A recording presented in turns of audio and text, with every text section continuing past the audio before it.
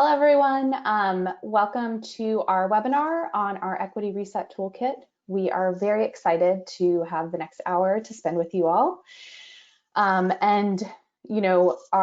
looking forward to really talking about how we're in a unique moment in time right now where we can really re-envision instructional systems with a lens towards equitable instruction.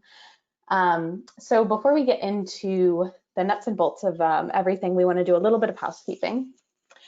On your right-hand side, you'll have a control panel. In that panel, you'll be able to ask questions through the questions box. Please do so throughout the presentation. If we have time, we'll have a Q&A at the end, and then any questions we aren't able to answer, we'll pull together an FAQ document and send it out to participants. So we will get the questions answered. We had some really great ones in the last webinar we did in May, and just like really thought-provoking, and we're appreciative of all the feedback and thinking. If you need help, Emily is running the technical backside of this presentation, and so you can use the raise your hand button if you're having any technical difficulties or need support, and they'll reach out. When we end the presentation, we'll have a feedback survey for you. It's super helpful for us in developing new content and making sure we're providing things that are useful to districts and educators as we move forward. So please do take a minute to fill that out. It'll just pop up for you when the presentation ends. And then the question of the hour for every webinar is, will there be a recording and a slide deck? There will. We will send those out to you by email tomorrow, so you can keep an eye out for that. Okay, so now that we've done a little housekeeping, who are you going to spend the next hour with? So I am Elizabeth Mackey. I am a senior program manager at Pivot Learning, and the focus of the work that I do is curriculum and instruction, and particularly helping district systems implement high quality standards aligned instructional materials. And very excited to be joined by my colleague Joyce today. Hi there. Real excited to be joining you and to have time to spend with you. Joyce Highhouse, and I am working with this team on the Equity Reset Toolkit. Happy to join as well. This is sort of round two with my co-host and colleague, Elizabeth Mackey, who I appreciate, and so glad to welcome to our team, Joyce. Dr. Highhouse has a great name, a ring to it, so I'm really happy to be on the call with her. My name is Josh Parker. For those who are new, I know some have also registered from the first time, so glad to see you all. Welcome back. Hopefully there'll be some deeper things for you all to think about, but I'm the Director of Programs and Engagement for Unbound Ed. I focus on our cohort programs, which is our System Leader Academy and Equity Influencer Residency, where we really work with a group of leaders from the system to the classroom on providing equitable instruction for all students. And so we're going into cohort 3 next year, and we're ending out cohort 2 right now, but happy to be on this call, and this is going to be such a power-packed hour, so really excited to get into it. Thanks, Josh. We'll be, for folks who aren't speaking, they'll be off camera, but they'll pop back on whenever it's their time to share some information with you all. The organizations that are presenting this are Pivot Learning. So Joyce and I are both representing Pivot Learning. We work with districts in prevention and intervention work and in curriculum and instruction work to support the adoption and just general movement of teaching and learning towards more equitable instruction through the implementation and adoption of high quality instructional materials. And we partner in a lot of our work with Unbound Ed, an organization we love, and Josh can share a little bit about their focus. So our focus at Unbound Ed is really on the intersection. The closest and the most concise way we can say is that we provide training and tools to empower educators to center equity in their instructional practices. You'll be hearing more about opportunities to work with us this summer virtually. And also I had mentioned earlier in my role, we deal with system leaders and also school leaders. So there's a couple of dimensions to the way that we work. Happy to be, these are our buddies, Pivot Learning, so we're so glad to be teaming with them again. Awesome. And so now we want to know who's with us. So you'll see a poll pop up that will ask you to just share your role so we know a little bit about who's in the audience and we can speak to that. So we'll give you just a little bit of time to complete this.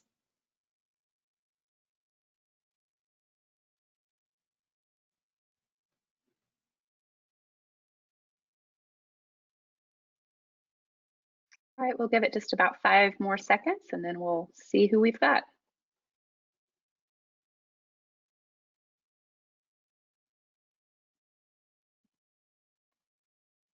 All right, thank you so much. So it looks like we have got a pretty good mix. So for folks, just for context, a lot of this work is focused on district systems, but there are definitely touch points and entry points for teachers and coaches and site leaders. And certainly any other organizations that partner to support districts, this is a toolkit they could leverage in helping to support districts as they're starting their beginning of the year reopening planning. Great, thank you, Emily. So what are we going to do today? The focus of this toolkit that we've released and the work that we're prioritizing is based on feedback from districts. As all of you intimately know, we are deep in a lot of uncertainty about how reopening schools is going to look, and a lot of uncertainty about sort of what happened last spring. Particularly for ELA and math instruction. Where did students land? What did they get? What did they not get? What supports do coaches and teachers and site leaders need to reopen schools successfully? And that context changes from day to day. So our hope today is to give you all a little bit of some guiding principles around thinking about specifically equitable ELA and math instruction, understanding what's happened, and then working towards building an equitable learning recovery plan for the next school year. And so as Josh mentioned, for those of you who joined us in our May webinar, that was really focused on understanding the end of the last year. And this work today is really focused on reopening and building a strong plan for the coming year. And so we will do a little bit of some context setting around how to situate all of this work within equity and equitable instruction. Some of that content may be familiar for folks who were with us in May, and then there's some new content to deepen understanding. Then we'll spend a little bit of time framing unfinished instruction, which we think is hugely important, and defining equitable instruction. And then we'll spend time walking through the toolkit, the process, so folks know generally what's in it and how to use it. And then share opportunities for additional support that Pivot and Unbound Ed are offering with this toolkit, which is new. So in service of that, we have a few learning objectives. So we really hope that you all will leave having I don't think you could develop a full understanding of unfinished instruction and learning in an hour, but hopefully get some really foundational elements to begin conversations in your districts. And then, the more that we as two organizations have talked about this moment in time, we've been talking a lot about the historical context of how what's happening now is a part of a larger narrative of inequity that's been happening for Black and Brown students, for English learners, for students with disabilities for many years. And then, so we're hoping to situate it in that historical context. And then we'll spend some time walking through the toolkit, so hopefully you'll have a sense of the process and how to use the tools. And then in service of understanding unfinished ELA and math instruction to plan for the year ahead. So my colleague Josh is going to walk us through setting this context. Thanks, Elizabeth. All right, everyone, we're going to get right into it now. Thanks for coming in. Hopefully you are ready and you have your speakers turned up and you're comfortable. Because we're going to get to some really good instruction and some really good tools. So I want to start with setting the context, the reason why we're here, and also what really is happening in this space. So we're going to talk about unfinished learning. Our objectives here are to understand unfinished instruction and learning in our current context. But also we want to take it a step further. For those of you who are joining us again from May, we're going to talk a little bit about the historical context of unfinished instruction. Just a disclaimer, as Elizabeth said, we won't be able to cover all of unfinished instruction in terms of the historical roots in just this 1 hour, but we do want to bring in the historical context to let us know what we're doing now and how that has been a situation that we've had to address. So those are our objectives for this time. We're going to start with defining unfinished instruction. You may have heard in so many different conversations, what are we going to do when we open up the school with kids who have learning loss? You might have heard it called the coronavirus slide. There's so many words that we can use to describe the learning that did or did not happen. And hopefully you have employed some of our Equity Toolkit from our May webinar to ascertain the degree to which that has happened. For the purposes of our learning today, Unbound Ed and Pivot really want to focus us in on this definition of unfinished instruction. So, unfinished instruction is a combination of both unfinished teaching and unfinished learning. I think the graphic on the screen is really instructive, right? And when we focus on unfinished teaching, we're talking about grade level standards and concepts that were not directly taught nor assessed prior to students entering the next grade. So that's the unfinished teaching. That's the responsibility that rests upon teachers. Then on the other side, we have unfinished learning. It's grade level standards and concepts that students did not demonstrate proficiency in prior to entering the next grade. Before we go to the next slide, I want to focus your attention on both parts of the definition. On the one side, we see that these concepts were not directly taught or assessed. As we know, now having that school year behind us, all the assessments, we didn't have them. And so there's a lot of unfinished teaching and unfinished curriculum that a lot of teachers are having to deal with. So I want to really speak to that, not directly taught nor assessed. Then on the other side, I want to focus on they did not demonstrate proficiency. So students, if they didn't get the chance to learn it, they potentially did not get the chance to demonstrate proficiency in it. And so when we talk about using terms like learning loss and coronavirus slide, we really want to reframe how we describe the experience of our students, especially our most, as Lisa Delpit puts it, school-dependent children. So we come up with a definition that we share both Unbound Ed and Pivot about what unfinished instruction is. Unfinished instruction is any combination of teaching and learning occurring within an academic year that fails to provide students with the opportunity to demonstrate proficiency with grade level skills through texts, tasks, and/or problems. I want to draw your attention to a couple of pieces to this definition. It's the combination of teaching and learning. So it's not just what students weren't able to do, the loss of students. It's what teachers weren't able to do. So it's not finished. Also, provide students with the opportunity. You'll see this idea of providing students the opportunity as sort of a main idea or a central idea in this presentation. We want to focus on providing access and opportunity for students to really engage with grade level skills and tasks and texts. So this is the definition of unfinished instruction that we're going to use to situate our learning within this time. What's important to note as we get into this next slide is that the unfinished instruction that we're experiencing isn't just a today phenomenon.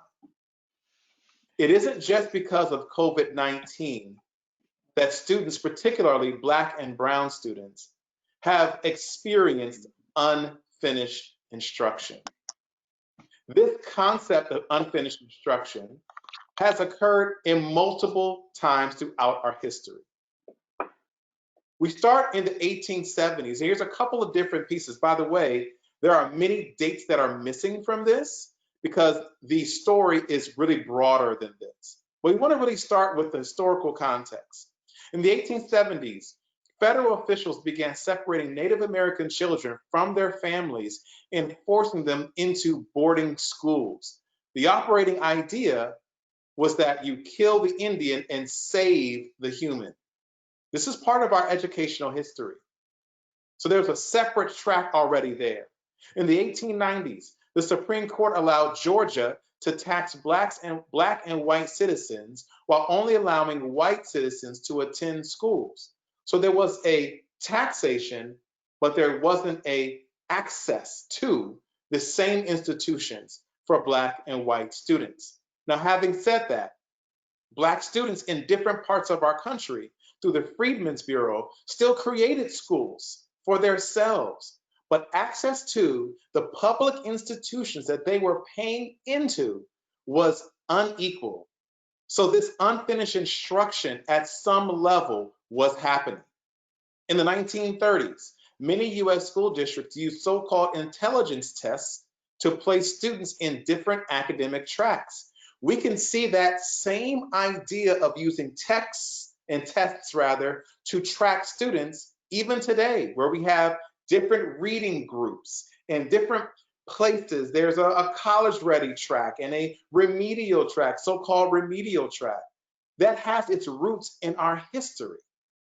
And if you can imagine which students were in which tracks. Finally, in 1954, Brown versus Board of Education declares racial segregation in public schools unconstitutional. So in all of that, finally, 1954, that was ruled unconstitutional. But look at all of the years of unequal access. There's unfinished instruction for Black and Brown students that is in the history of our country. If we advance the timeline, there are many more dots on that line. When we think about the high stakes testing that occurred in the 80s and what that meant with that racial component, when we think about how schools began to resegregate in the early 90s and even the early 2000s, when we think about natural disasters like Hurricane Katrina and what they did specifically to minoritized communities, we can see that unfinished instruction has only been exacerbated by COVID-19. It has not been introduced by COVID-19. It is important that we take this context into account because we understand that if the history already had this in the background, then we have to be diligent and intentional about addressing equitable gaps when we talk about what's happening with COVID-19. So, unfinished instruction does not just occur in isolation from an educational system, and I would say in isolation from the country's history and a community's history. You know, everybody on this call, and there are a lot of attendees, hundreds of attendees on this call, I want you to think about your own school community right now. The school community that you are a representative of. If you're a part of a public benefit sector company like Unbound Ed, what districts are you serving? Their racial history is implicated in what the education communities do, what they're grappling with, what their needs are. A district's educational system exists in the connection or the nexus between people, policies, practices, and procedures. Each element of this system is impacted by a historical context that predates COVID-19. I want to center in on this. When we talk about systemic educational reform, people talk about systems, but systems are run by people and they entail policies, practices, and procedures. So if we really want to reset and open up our school year in ways that serve all children, we got to be thinking about the adults that run the policies, practices, and procedures and think more intentional about how we're going to approach it. If we're not intentional about addressing equity, then we're going to perpetuate inequity. To that end, we don't want to go thinking that we're going to have a solution, but instead in going down a detour. So, in the spirit of Paul Gorski, who wrote an excellent article called Avoiding Equity Detours, which will be made available to you through an email at the conclusion of this webinar, we coined the idea of avoiding solution detours, which is we think this is an answer, but it ends up being a detour.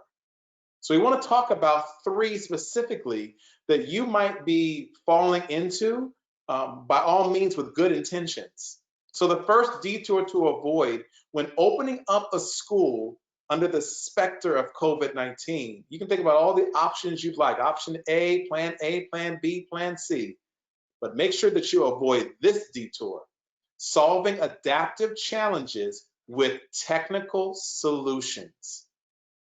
In the book called The Practice of Adaptive Leadership by Ron Heifetz and also with Alexander Grashow and Marty Linsky, he talks about the #1 failure in leadership is to solve adaptive challenges with technical solutions. So let's break down what each of those are. Technical problems are easy to identify, often lend themselves to quick and concrete solutions, and often can be solved by an authority or expert. We'll go into some details on the next slide in a second. However, adaptive challenges are different. Adaptive challenges are difficult to identify, but easy to deny. You can almost hear a denial of the adaptive challenge when people say, I don't see race, I don't see color. They require changes in values, beliefs, roles, relationships, and approaches. And finally, people with the problem are the main actors who need to do the work to solve it, rather than an expert coming in and solving the problem. Before we get into the next slide, which talks about and gives examples of these, I really want you to think about this. Are you potentially trying to solve a deep problem with a surface level solution? I want you to really consider that. So here are some examples of technical problems and adaptive problems. Technical problem, students having access to internet and devices for remote learning. It's technical because it's concrete and can be solved rather readily, if not easily. But the adaptive issue is students engaging in meaningful grade level instruction while on their devices. The other side, technical problem.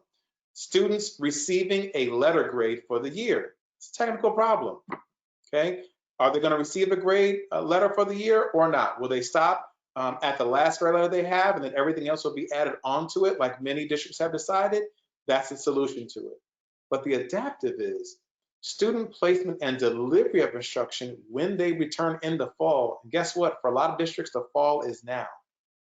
How will we place students? What criteria will we use? What values and beliefs will we have to have about what instruction equity looks like in a virtual or hybrid learning context? That's an adaptive challenge. So as you can see, if I think I'm solving an adaptive challenge, like student placement and delivery of instruction, with a solution such as they'll just be in the last grade they received, then that's not necessarily going to bring about the equity that we seek. Which leads us to solution detour #2. This solution detour is really about providing direction without support. Providing direction without support. And so what I want to read to you, some of you might be listening on a phone and some of you are looking at this on the screen. I want to read this particular scenario. As teachers face a fall of unpredictability, they are greeted with an email from their principal. In this communication, several new ways of educating students, quote unquote, in this volatile and complex time are presented in a bulleted list. The changes are significant, altering both the structure and delivery of instruction and the ways teachers will assess and be assessed on its effectiveness. The email concludes by mentioning that there will be a single 2-hour training to help support teachers in this, quote, needed change to support a quality education for all, end quote. So let's talk about that on the next slide when we talk about, well, what could that and how could that be a detour? Because again, Nothing's wrong with the email. It's well-meaning and certainly necessary to provide direction. The detour comes when I'm providing direction, but I'm not adding in systemic support. Here's what that might look like. Action from those carrying out the directions changes from collaboration to compliance. If I'm being provided and asked to do something, but I'm not being supported in that work, then I'm not necessarily going to be collaborating with the solution. I'm just going to comply. Tell me what to do and I'll do it because I'm not getting the support. I might even, by the way, no longer comply, but I might revolt and say, I don't really want to do this because I'm not getting the support. Here's another effect of this detour. Adaptive challenges of those implementing the directives go unaddressed, stalling the change effort. So a plan A or a plan B, when we only think about the technical, when are students showing up, when are they not showing up, and giving people these options, but we're not thinking about what is it going to mean emotionally for teachers to have to manage having 1/3 of kids and then also teaching virtually. The whole change effort can be stalled because those type of challenges are going unaddressed. Finally, without deep structural support for equitable instruction, inequities will reform and solidify. Ladies and gentlemen, we risk the challenge of actually going through a pandemic, but keeping inequity intact. So, solution detour 1, that is trying to solve an adaptive challenge with a technical solution. Solution detour 2 is when you provide direction without providing systemic support. And finally, detour 3, collaborating only through an access lens. I want to get to the next slide to talk about this in more detail. Here are some of the ways in which you can know that you're going down this detour. When you engage with caregivers and students about their access to instruction without questions about the quality of instruction. That's collaborating only through an access lens. Did you get it? Did you get the laptop? Did you get the wireless hotspot? Well, that's one side of it. But have you asked them questions about the quality of their experience on the device? Second, when you assess student progress without considering instructional and curricular moves. If we're only thinking about, did students go well? Did they access the curriculum without thinking about what were the teacher moves that made this access possible and powerful? Then you're collaborating, but only through an access lens. And finally, we make conclusions about instructional effectiveness without considering the voices of teachers and school leaders. Trust the teachers, trust the leaders, and listen to their voice rather than just looking at what might be ineffectiveness. Hear the story of the teacher, hear the story of the leader. That's what's going to make the difference as you really look at the solutions and support that's needed. So these are the 3 solution detours to avoid when you start thinking about opening back up the school. And keep in mind, by the way, that this is all based out of the first thing that I talked about, the historical inequities that have plagued our communities for too long in this country. You have to pick the right solutions in order to bring about the right type of instruction.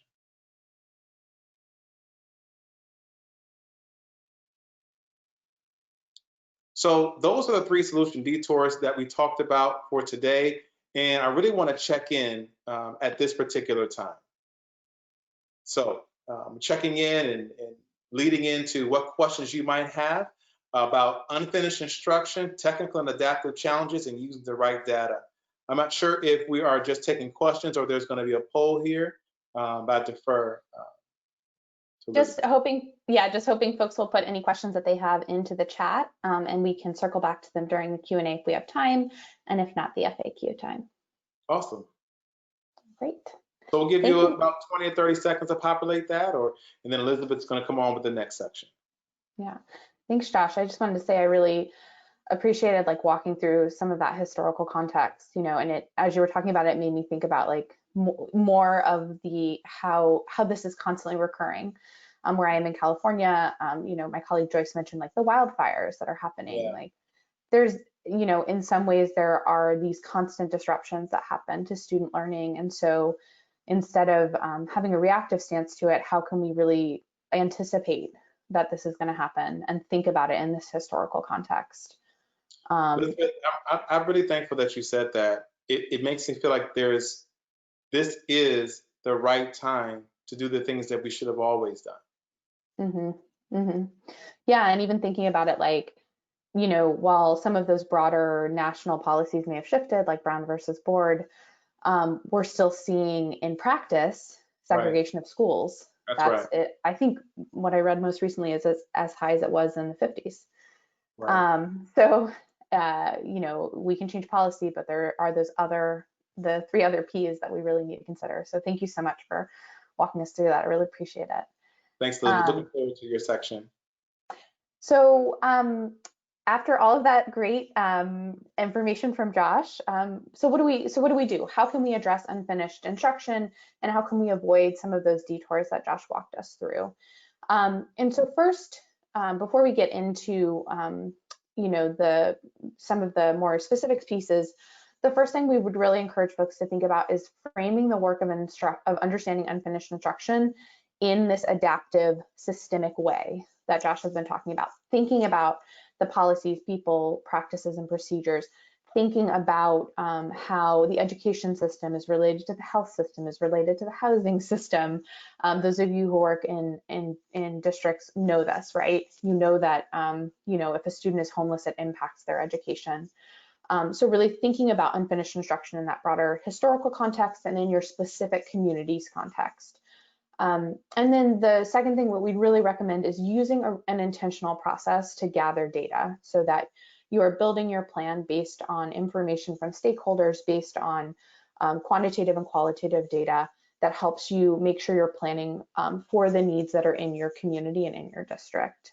So for the first piece, framing unfinished instruction in your district, we would say that in this section, we'll kind of go through the framing piece, and then we'll also, you know, be working towards understanding how to build an equitable learning recovery plan using the toolkit's resources.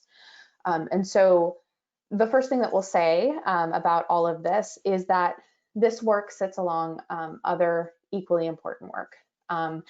As you all know, districts are building, as Josh mentioned, Plan A, Plan B, Plan M, Q, Z, to address the great uncertainty that's happening across the nation. And so while we are focused in on instruction, there are many organizations that are providing supports in these other systems that are very important to consider and prioritize. And so as you embark on doing this work and reopening the school, it's really important that the work isn't being done in siloed teams, but is being done in a really cross-functional way. So really making sure your instruction is in tune with what's happening for trauma-informed supports and what's happening for meals and what's happening for your access to technology. Those pieces are all really important. We won't have time to cover that today, but we have some recommendations linked here in the deck that you'll receive tomorrow that are some great resources. And then Josh is going to walk us through two other key components to consider when you are framing this work for your district.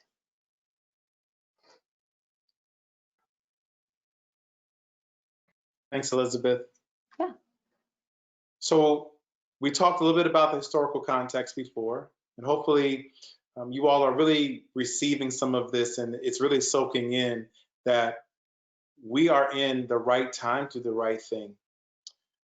So if you're looking at collaborating only through an access lens, you're missing things. If you're looking to solve adaptive challenges with technical solutions, you're missing. So what lens do you need to use?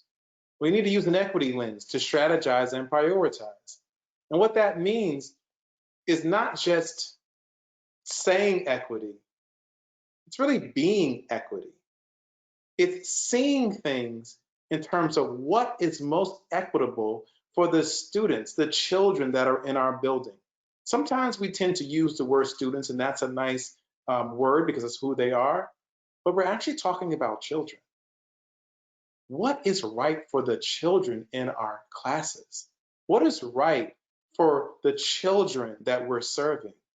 That's using an equity lens and understanding that if we're in this country, we have been in an atmosphere that has been informed by a racial history. And so we use that perspective to understand student achievement and the support that's needed. The way we frame issues of student progress are vital, which is why in the beginning of this webinar, we didn't talk about the Corona slide. We didn't talk about learning loss. We talked about unfinished instruction, because it's not that kids can't. It's not that they are in such a deficit place. It's that they haven't had the opportunity. And so part of looking at them through an equity lens is not focusing on what they lost, but focusing on how we can possibly finish what we started with them. It's also seeing them as people that have a history that we can build from and that we can access when we're doing education. It's thinking that when we go back in the fall, let's think about what they learned that may not be traditionally prioritized knowledge in schools, and use that to give them the opportunity to grow on grade level work. And so when we use an equity lens, we don't start from the outside in, we start from the inside out. I think about how has my history with race, how is my history with education, and how I see children and traditionally prioritized knowledge. How do I see this? And what do I have to shift so that I can see a benefit and an add to the children that are in front of me, whether in front of a screen or in front of me in person? So that's part of using an equity lens to strategize and prioritize. And that all leads us to really the definition. If I'm using an equity lens to look at what equitable instruction is, then I'm going to have a shared definition that guides my thinking and informs my perspective. So at Unbound Ed, here is our definition of equitable instruction. Learning that is grounded in the intersection of the standards, content, aligned curriculum, and the equity that is essential for closing the opportunity gap caused by systemic bias and racism, so that all students experience engaging, affirming, and meaningful grade level instruction. If I can just focus on a couple of words before giving this to Joyce, I really want to focus on this concept of the intersection. It's not just equity, it's not just standards, it's not just content, it's not just aligned curriculum, it's all of them that makes instruction that is equitable. And this intersection then causes equity because it combats what has been caused by the opportunity gap. You notice how we didn't use the racialized achievement gap, because it's not an achievement gap, it's an opportunity gap. How much have we provided opportunity for students who have traditionally not had it? And the last piece, we want all students to experience education that means something to them, that engages them among many facets, not just cognitively, but affectively, culturally. It makes them feel like they have agency in this world. You know, some of the solution to what we're looking for are in the children that we serve. And so when we use an equity lens, we see equitable instruction as all of these pieces combined together. Thanks so much, Josh. That I always really appreciate hearing Unbound Ed's definition of equitable instruction. I think it's such a helpful starting point for districts to begin to build their own. And I think it's a great question for folks to be asking. We may have an instructional vision for math or for ELA, but do you have those content-specific definitions of what does equitable instruction look like in ELA? What does equitable instruction look like in science? And really thinking about those pillars that are identified in Unbound Ed's definition. So very much appreciate that. Appreciate you. So now that we've got some context, now that we've talked about some definitions of unfinished instruction and of equitable instruction, we've talked about really using an equity lens. Let's get into what tools and supports we're offering you all to help you really think about reopening and specifically thinking about leveraging ELA and math instruction data to understand and plan for unfinished teaching and learning. And then hopefully by the end of this, you all will feel like you have enough information to take the Equity Reset Toolkit and begin to do some of this work back in your districts. So before we dig into the specific components of the toolkit, we want to talk briefly about like what an equitable learning recovery plan would look like. So the toolkit provides you with resources to help you gather data so that you can build a plan. The plan itself, we believe, should have 4 different components. The first one is it should think about district systems. So what are your systems for communication, for progress monitoring, for professional learning, for family engagement to ensure that your plan is successful. It should definitely address instruction and intervention. And when you're thinking about intervention, you know, we really strongly encourage folks to be very thoughtful and intentional about how you're using your intervention system in this time. What we hope not to see, and what experts that we've been talking to have been saying, is we hope not everyone goes into remediation. Because what we're seeing is a really unprecedented time and experience of instruction, and folks should be careful with the intervention system and process. Additionally, people will need professional learning for whatever plan you develop, so being really thoughtful about what that looks like for teachers, coaches, principals, and also you know, guardians and parents who are also teachers right now. And then most importantly, across all of this, really prioritizing specific student groups. What is happening for your students who had no access to remote instruction? What is their year going to look like this year? How will you support them? What will happen for you know, students traditionally underserved by your system? You know, and breaking out specifically who are those students and what are those supports for them? So those are sort of the components we'd recommend you have in a plan. And then in terms of attributes, we'll really thinking about you know, being specific about what your lane is, that you're talking about unfinished instruction. You're not going to tackle meals or facilities, so you can do this piece well. And again, really thinking about this through that equity lens that that Josh just walked us through. So thinking about, in our community's history, who are the students who are traditionally underserved, and how can we center this plan and this work on them? And then, you know, as you're going through this and thinking about what supports your district system needs to provide, really thinking about capacity building across the adults in your system. How can we help adults better serve students, and drawing that line for folks? So that's the plan, a little bit about the plan that we recommend for you all. And now let's get into what does the toolkit actually do. So the first thing is the Equity Reset Toolkit is a collection of tools and a recommendation for a process to follow. And what that toolkit does is it gathers, you know, it helps you gather data on ELA and math instruction through recommendations for assessments and assessment processes you could use. It really focuses on the idea of driving towards equitable instruction for priority students in the 2021 school year. And it really focuses on bringing in a diversity of voice and information from across your system.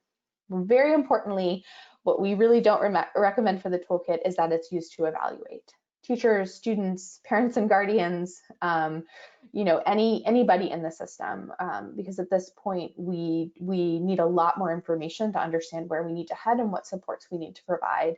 And as we mentioned before, this work should sit alongside all of the other really important work that's happening across your district. So in terms of using this toolkit, as we did for our prior toolkit, we'd really recommend focusing in on a really discrete area of work, so you can gather information that's very specific to what the need is. So for us, we're really honing in on ELA and math instruction and materials, and we're really thinking a lot about equitable access to both materials and then also equitable instruction. And this is where having that definition of equitable instruction will be really important for your district. And as we've discussed before, this really is cross-functional work that goes across your system because instruction relates to other areas. And then The toolkit is very robust. There's a lot, it builds on the work of our toolkit we released in May, and there's a lot in there. So you may want to think about focusing on a specific content area or grade bands to really hone in on something if it feels like too broad of a project to do across your district. So what is in this toolkit? There's an overview guide that digs into some of that framing that Josh just went through around really centering this work in equity and trying to move into an adaptive space and think about the adaptive alongside the technical. We recommend a scope and sequence, a timeline for the process, a set of meetings, weekly meetings, and what folks should be tackling in those meetings. And then we provide a suite of data collection tools. So have expanded the surveys from our prior toolkit and then added some new ones for folks to be able to use.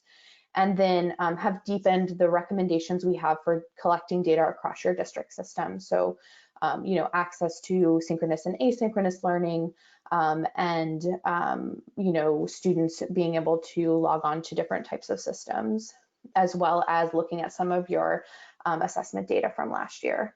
And then we have from some of our experts on intervention and prevention, some recommendations on how to leverage diagnostics, screeners, and curriculum embedded assessments to help guide the district selection of what they might use to understand unfinished instruction in ELA and math. And then there's a data analysis protocol to help the team go through all of that data and try and make sense of it. The timeline for this work that we recommend is about 9 weeks, and there's in the toolkit a scope and sequence that details what happens in each of those weeks.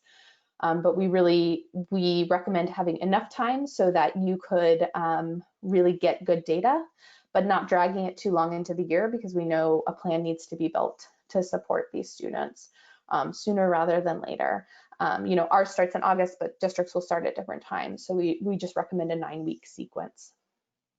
And then as you all are digging into this toolkit, unlike last time, this time Pivot and Unbound Ed are partnering to offer fee-for-service implementation support for the toolkit for districts. So if you are interested in working with us, please do reach out. We'll have our contact information at the end of the deck, but we would help guide the district team through the process of gathering data and analyzing it.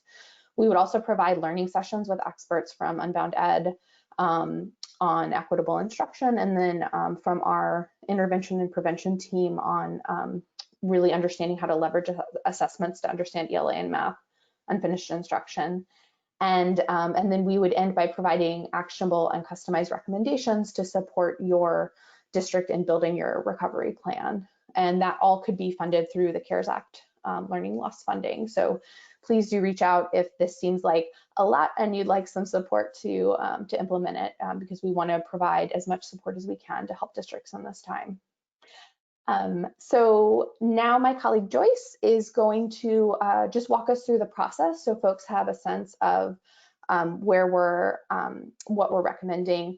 And apologies, I know we've got a short amount of time, so she'll probably be pretty quick in walking through it. But again, know that we will have, we're available to support afterwards. Oh, it's a good thing I'm from Boston and I can talk quickly. Wanted to go through at a high level, and I'll help point out what the toolkit does, and then what some of the implementation support we can offer. So as Elizabeth just mentioned, it's about a 9-week process, and week 1 is all about launching your team. So that will be where you'll select team members and you'll assign ownership and come to consensus around a timeline for data collection. And in terms of the team members, this slide basically outlines who we recommend on the team, but as Josh and Elizabeth mentioned, this is a cross-functional team that will look at having representation from across the district. And from our experience, typically a team of between 5 and 10 people is most productive, because you'll be able to have the right amount of capacity there and each of the team members should have the resources to be able to contribute. Also, these are a few questions for consideration as you launch your team. So you'll be thinking about student groups, you'll be thinking about barriers, and then as Josh mentioned earlier, you'll want to think about what equitable instruction looks like. So what's the vision around that, and what does it look like, feel like, what will it sound like to teachers, to students, to family members?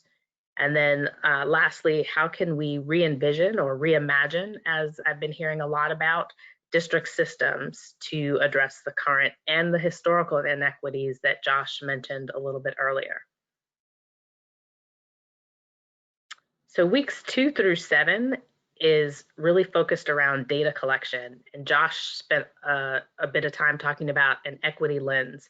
Any equity lens is also married with robust data. And so this 2 to week 7 is all about looking at data collection so that you're going to be able to look at that through an equity lens. So we have within the toolkit the resources around data collection, and we have the different tools outlined.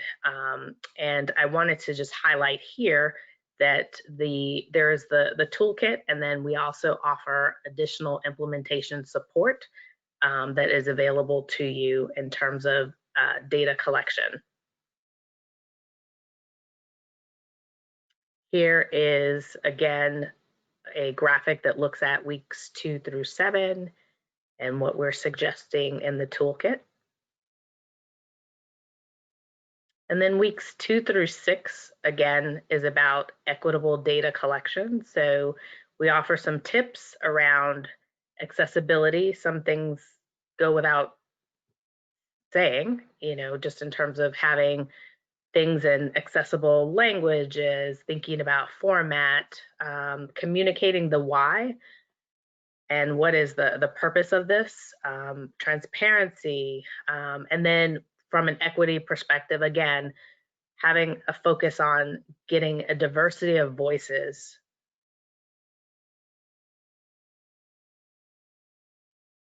So again, these are ELA and math learning assessments, and here's some tips around that. So when we say don't wait to start instruction, Elizabeth mentioned earlier that this sits within a lot of other equally important work. So we're not saying assess the kids as soon as they step in the door. What we are saying is that when you turn to ELA and math, the instruction should begin, because you are able to prioritize who to assess.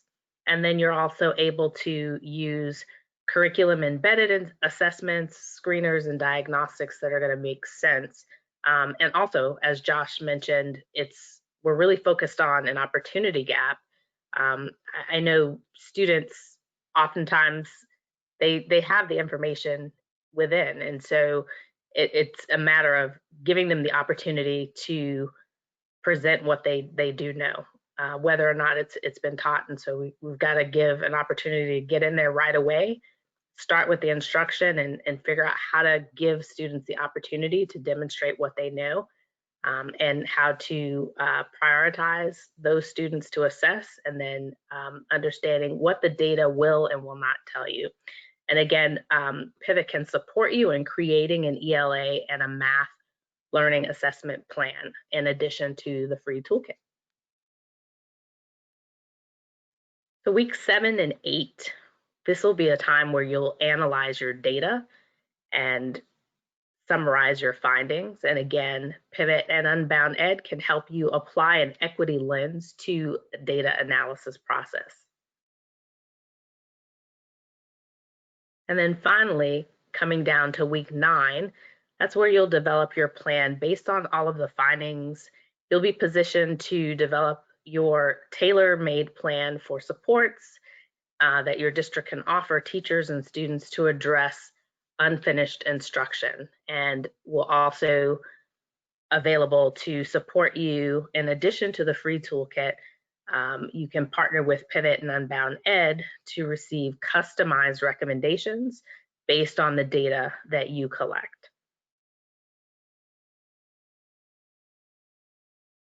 And then here are some tips in terms of what your plan should include, or some recommendations. So there's instruction and instructional materials, professional learning, and then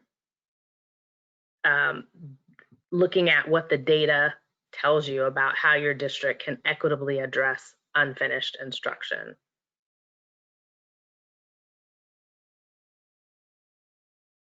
So again, that was a really quick overview and going a little bit deeper into the toolkit, highlighting what's available in the free toolkit, and then also the support that is available to you in walking through the process with Unbound Ed and Pivot Learning. So we welcome the opportunity to collaborate with you and to partner with you to facilitate the work of implementing the toolkit. We have additional data and tools. I've tried to highlight some of them as we walk through the 9-week process. And we also have additional ELA and math assessment guidance. We also offer learning sessions with Unbound Ed and Pivot experts. And then there's also the availability, in addition to the free toolkit, to have weekly guidance and or facilitation of your district leadership team, as well as customized recommendations. And as Elizabeth mentioned a little bit earlier, the support that we offer is eligible for CARES Act learning loss funding. Our contact information is at the bottom there, and we'll also provide it at the end of this session. So as I wrap up, you might be asking, how might this work impact your district? So this graphic basically shows that having the right data, as I mentioned a little bit earlier, an equitable or an equity lens is very much wrapped in having the right data and viewing it through an equity lens. And then you're able to offer a comprehensive picture of the unfinished instruction that Josh so eloquently stated. And it's going to lead to learning recovery for all students. And that's the real goal of this work, of the toolkit, and of any engagement that we might have with you as well. I just want to check in. Yeah, go ahead, Joyce. Just wanted to check in with you, Emily, to see if we had any time for Q&A, but I'm looking at the clock and I realized we ran it down. We did, but I just wanted to let everybody know that I did send out just now by chat the link to get the free toolkit, and we'll also send that in the email that you receive tomorrow. And as Elizabeth said, we will send out an FAQ that answers all the great questions that you all sent in. We're so sorry that we ran out of time. There's just too much good content to get over in the short amount of time we had, but we will follow up with those of you that asked questions, and we appreciate your sending them in. Thank you so much. And Josh, if you could take us home. Yes, you did a great job, Joyce. You rocked it out. So you'll get the resources from today in an email, the webinar recording, the slide deck, the toolkit, all those sorts of things, and websites for future information. Also, you will get a certificate for your attendance here that will come as well in a future correspondence. And we want to invite you to an upcoming event with Unbound Ed. We have a virtual summit. Well, would have invited you to the July one, but it is sold out. So there is an August 11th and 12th. That means register as soon as possible. It is experiencing what does it mean to provide equitable instruction for your district and your classrooms, for teachers. Everyone is invited to come in, and so you can register at the website that we provided to you. And finally, there will be a link of resources or a bank of resources that we'll provide to you that really talks about a lot of the information and documents that we shared and referenced in the part of this webinar. And we thank you so much for spending an hour with us, and we hope to spend more hours with you in consultation and support in the future. Thank you. Thank you. Take care. Take care, everybody.